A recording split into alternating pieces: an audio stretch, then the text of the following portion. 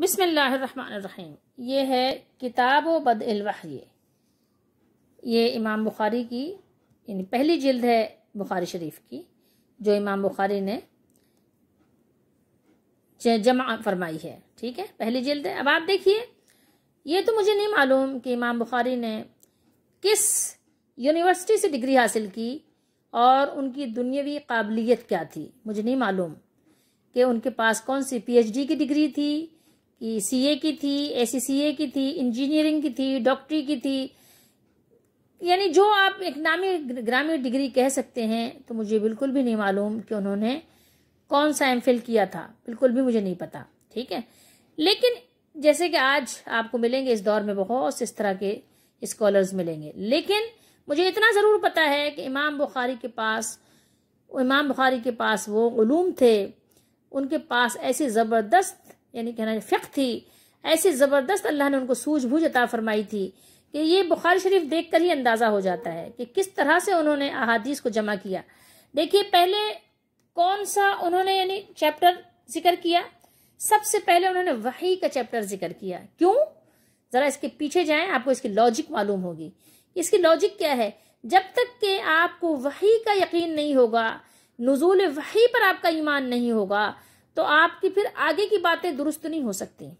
سب سے پہلے آپ کو وحی کا یقین کرنا پڑے گا کہ اللہ کے نبیوں پر وحی کا نزول ہوتا ہے جو کسی اور کو معلوم نہیں ہوتا۔ وحی کہتے ہیں جو خفیہ طور پر جو بات اللہ اپنے نبی کے دل میں ڈالتا ہے، اور وحی کے اور بھی لغوی معنی ہیں، لیکن اصطلاحی معنی اس کا یہی ہے کہ جو اللہ تعالیٰ اپنے نبیوں کے رسولوں کے دلوں میں خفیہ طور پر اور ایسے خفیہ طریقے سے کہ 3 بندے اگر بیٹھے ہوں، ایک اللہ کا نبی ہو اور ایک اللہ کی طرف سے آیا ہوا فرشتہ ہو اور تیسرا ایک امتی ہو، تو اس کو پتہ نہیں چلے گا کہ فرشتے نے کیا بات سکھائی اللہ کے نبی کو، یعنی اتنی خفیہ طریقے سے بات ہوتی ہے۔ امہات المومنین فرماتی ہیں کہ جبریل علیہ السلام آتے تھے اور وہ بات کرتے تھے، ہمیں پتہ نہیں چلتا تھا۔ جب اللہ کے نبی صلی اللہ علیہ وسلم ممبر پہ بتاتے تھے کہ جبریل آئے تھے، جو باتیں ہم سنتے تھے، جب آپ اللہ کے نبی ممبر پہ بتاتے تھے تو ہمیں پتہ چلتا تھا کہ اچھا وہ تو جبریل علیہ السلام تھے جس سے آپ باتیں کر رہے تھے، یعنی پتہ ہی نہیں چلتا تیسرے بندے کو کہ اللہ کے نبی نے اللہ کے فرشتے سے کیا باتیں کی اور کیا سیکھا اور کیا سکھایا۔ تو یہ ہے، دیکھیں اتنے زبردست طریقے سے امام بخاری احادیث لائے ہیں کہ سب سے پہلے کیا ذکر کیا؟ وحی کا بیان ذکر کیا۔ سب سے پہلے وحی کا چیپٹر ذکر کیا کہ پہلے اس پر یقین کرو۔ وحی پر جب تک آپ کا یقین نہیں ہوگا، آگے کی ساری بنیادیں آپ کی بیکار ثابت ہوں گی۔ دیکھیے، پہلے یہ وحی کا بیان لائے، پھر دیکھیے آگے آپ کو بتاتے ہیں۔ اچھا، وحی کے بیان میں ہی نیت کا بیان بتایا، ٹھیک ہے، کیونکہ نیت بڑی امپورٹنٹ ہے۔ جب تک کہ نیت اس کی آپ کو امپورٹنس نہیں پتا ہوگی تو کوئی بھی کام آپ کا صحیح اور درست نہیں ہوگا۔ سب سے پہلے اپنی نیت کو درست کرنا ہوگا کہ جو بھی کام آپ کر رہے ہیں تو وہ کیوں کر رہے ہیں، اس کی وجہ کیا ہے، پیچھے لاجک کیا ہے، ٹھیک ہے، اس کا مقصود کیا ہے، مطلوب کیا ہے، تو یہ نیت۔ تو اس لیے دیکھیے، وحی کے بیان میں ہی نیت کا ذکر کیا ہے، تو یہاں پر نیت پہلی حدیث نیت کے باب میں لے کر آئے ہیں، ٹھیک ہے۔ اچھا، اب آگے چلیے، آپ کو ہم دکھاتے ہیں۔ دیکھیے، وحی کے بعد کون سا چیپٹر لے کر آئے ہیں؟ کتاب الایمان، ایمان کا بیان، ٹھیک ہے۔ وحی کے بیان میں صرف 7 حدیثیں ہیں، 7ویں حدیث قدر طویل ہے۔ تو اب دیکھیے کہ جب آپ کا یقین ہو گیا کہ وحی کا نزول ہوتا ہے نبیوں پر، اس کے بعد ایمان کی بات کی ہے۔ جب تک کہ وحی کا یعنی آپ کو ادراک نہیں ہوگا، یقین نہیں ہوگا، ایمان کی ساری باتیں بے فائدہ ہوں گی، وہ آپ کے لیے مفید اور کارآمد ثابت نہیں ہو سکتی جب تک کہ آپ کا وحی پر ایمان نہ ہو۔ تو اب دیکھیے، پھر کتاب الایمان لے کر آئے ہیں۔ ایمان کا باب انہوں نے باندھا ہے اور ایمان کے بارے میں سارا کچھ بیان کیا ہے، اور اس میں بہت ساری احادیث امام بخاری نے ذکر کی۔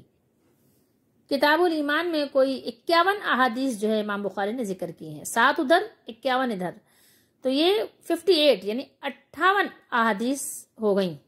اچھا، یہ جب تک کہ ایمان آپ نہیں سیکھیں گے کہ ایمان کیا ہے، جب تک کہ علم کا کوئی فائدہ نہیں ہے۔ علم آپ کو کچھ بھی نفع نہیں دے گا جب تک کہ آپ ایمان کو نہیں سیکھیں گے۔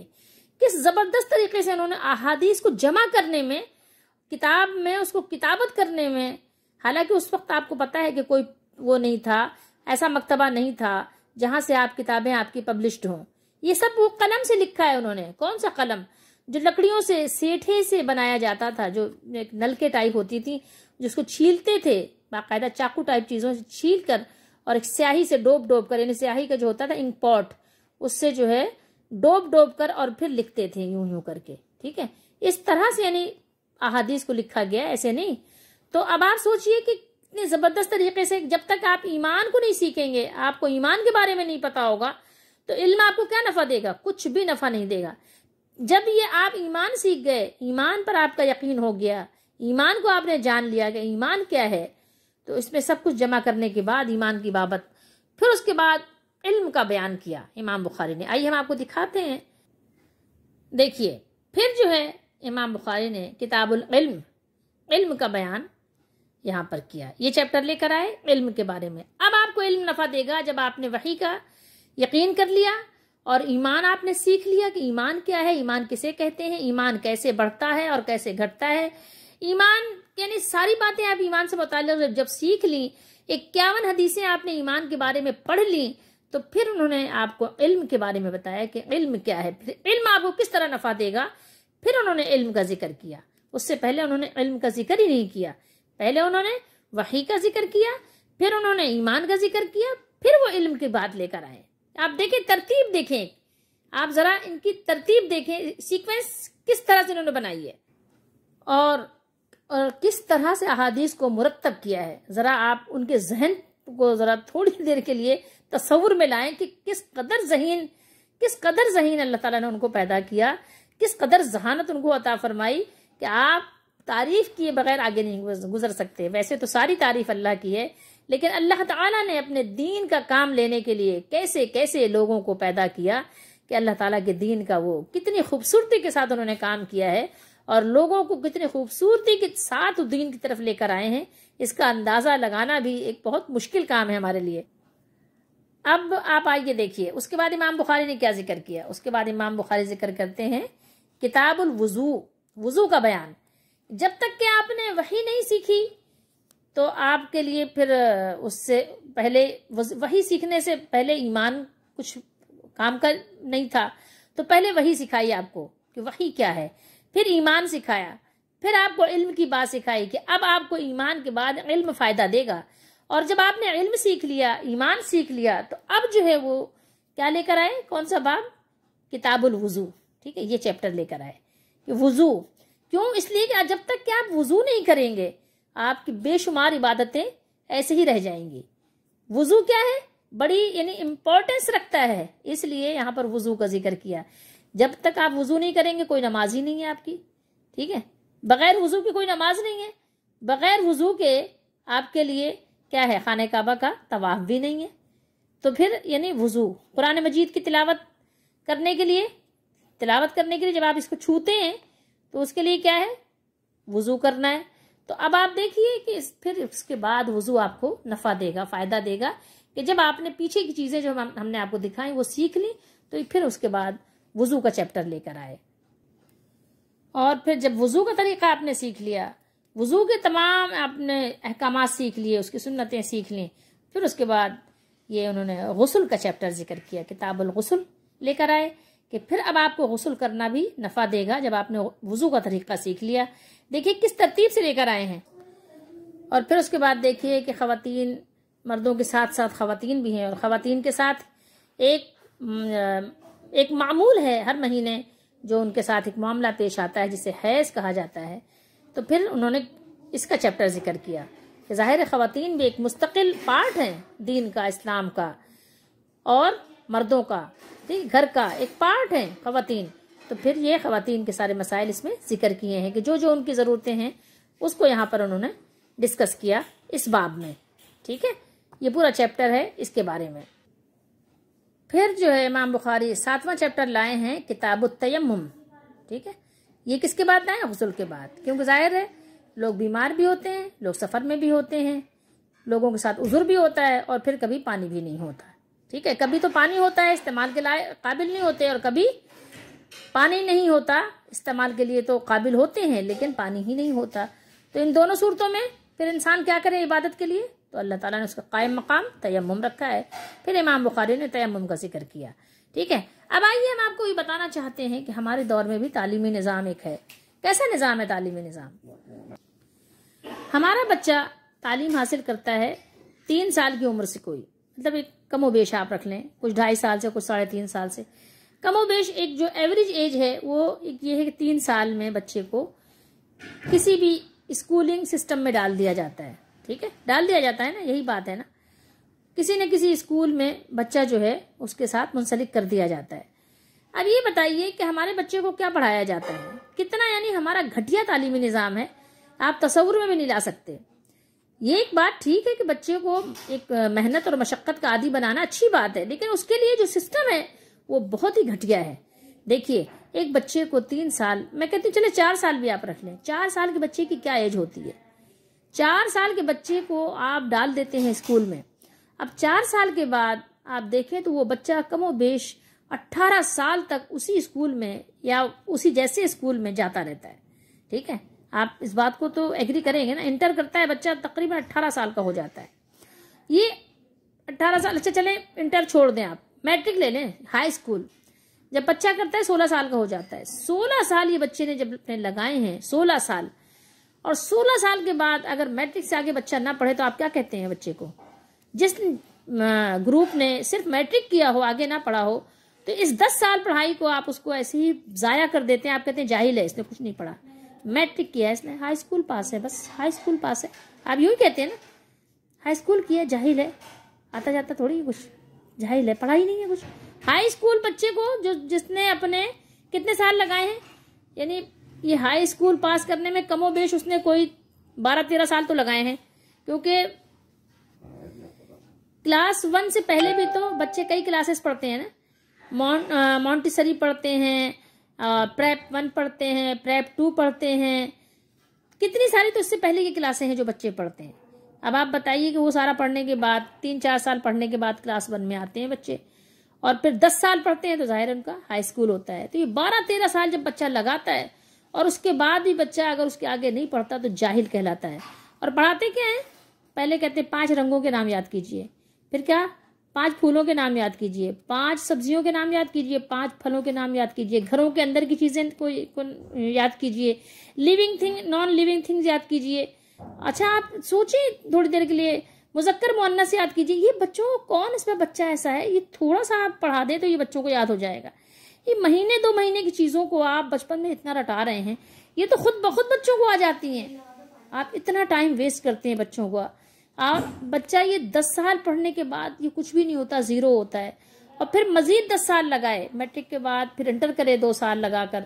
اگر ذہین ہے تو ظاہر ہے وہ پاس کرتا چلا جائے گا، ٹھیک ہے، 1 گو میں کر لے گا، نہیں تو ظاہر ہے اس میں بھی وہ رگڑا کھاتا ہے. اب اس کے بعد آپ دیکھیں گے ہمارا تعلیمی نظام یعنی کتنا، یعنی کہنا چاہیے کہ ڈراؤنا، اور بس اس کا کیا نام دوں میں، یعنی ایک عجیب سا بھیانک سا ہے ایسا نظام ہمارا تعلیمی نظام. بھائی ایک بڑا سا بیگ بچہ ہمارا لاد کے جاتا ہے، صبح وین آ جاتی ہے، پھر شام میں دوپہر میں 3 بجے چھوڑ رہی ہے، کسی کو 2:30 بجے، پھر ظاہر ٹریفک بھی ہوتا ہے، بہت سارے یعنی مشقتوں کے بعد یہ بچہ بیچارہ میٹرک کے بعد انٹر کر کے پاس ہوتا ہے. پہلے تو داخلوں کے لیے دھکے کھاؤ، اس کے بعد جب یہ انٹر کر لیتا ہے تو پھر بھی ابھی کچھ بھی نہیں ہے، کسی لائق نہیں ہے. یہ کوئی بھی اس کا یعنی کوئی کسی کھاتے میں نہیں آئے گا، اس کا علم کسی گنتی شمار میں نہیں یعنی علم کو ڈالا جائے گا. اس کے بعد کیا ہوگا پھر، یعنی یہ بچہ کوئی بھی ڈگری حاصل کرے، BCom کرے، MCom کرے، MA کرے، BA کرے، اور یہ بے شمار جو ہے نا لا بلا بلا پتہ نہیں کیا کیا ہیں، بہت سارے جو ہے نا مختلف نام ہیں، تو ادھر جائے بچہ. تو اب اگر ظاہر ہے کوئی LLB کرتا ہے، کوئی کچھ کرتا ہے، کوئی 4 سال، کوئی 5 سال، کوئی 4 سال، کوئی 5 سال، کوئی 6 سال کی ڈگریاں ہیں.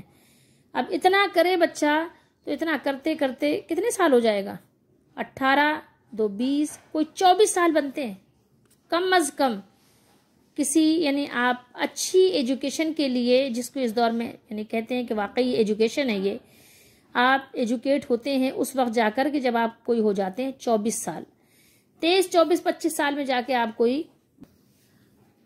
تو دیکھیے اب آپ کو مقام غور ہے کہ اتنا کچھ ہونے کے باوجود یہ 24 سال 25 سال لگانے کے بعد پھر اب آپ محنت و مشقت کرتے ہو کمائی کے لیے.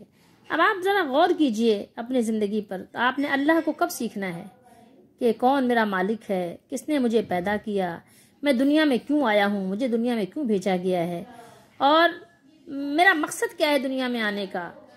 مجھے دنیا میں بھیجے جانے کا مقصد کیا ہے، میرے آنے کا مقصد کیا ہے، میرا مالک کون ہے اور اس نے مجھے کیوں پیدا کیا ہے۔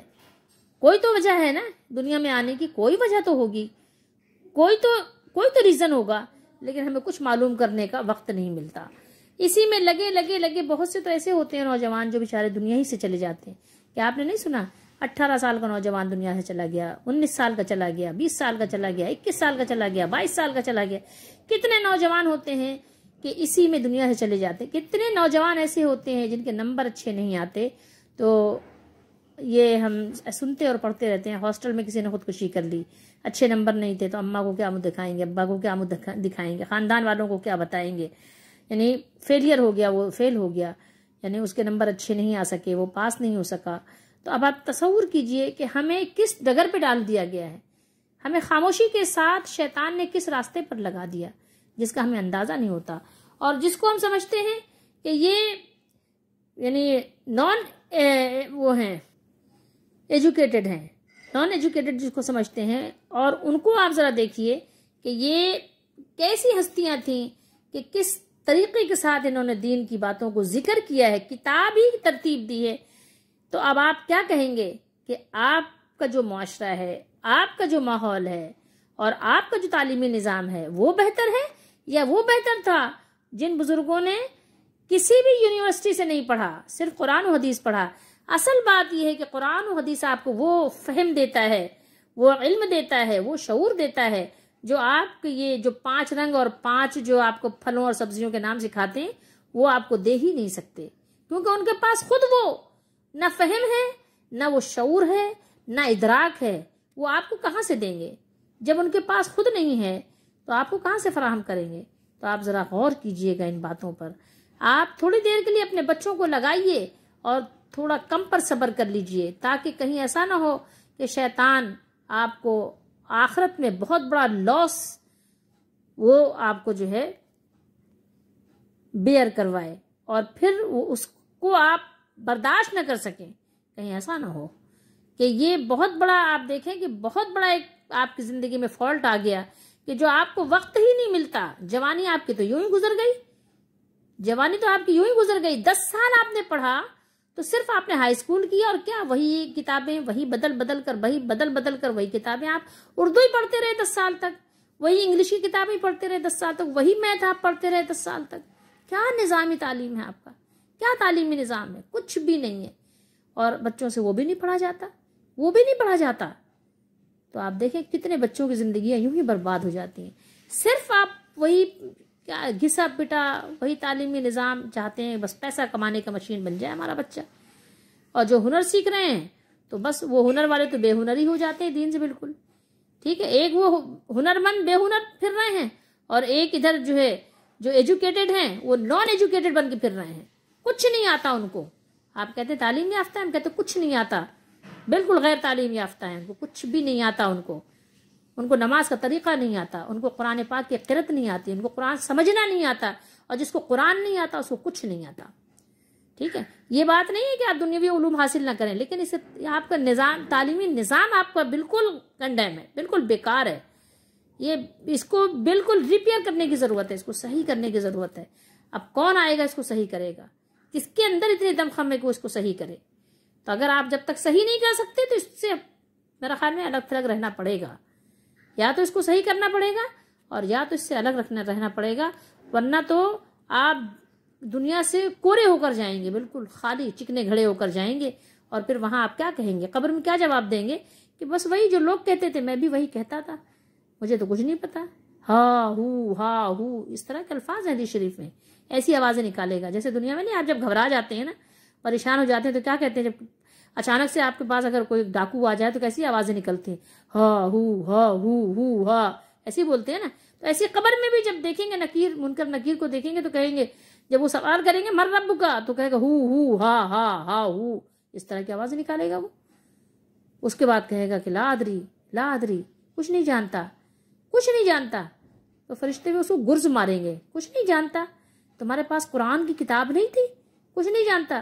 یہ کون لوگ کہیں گے؟ کیا ان کے پاس دنیاوی ڈگری نہیں ہوگی؟ کیا ہوگی، یہ دنیاوی ڈگری ہوگی ان کے پاس، لیکن وہ دنیا میں انہوں نے قرآن کی طرف توجہ نہیں دی۔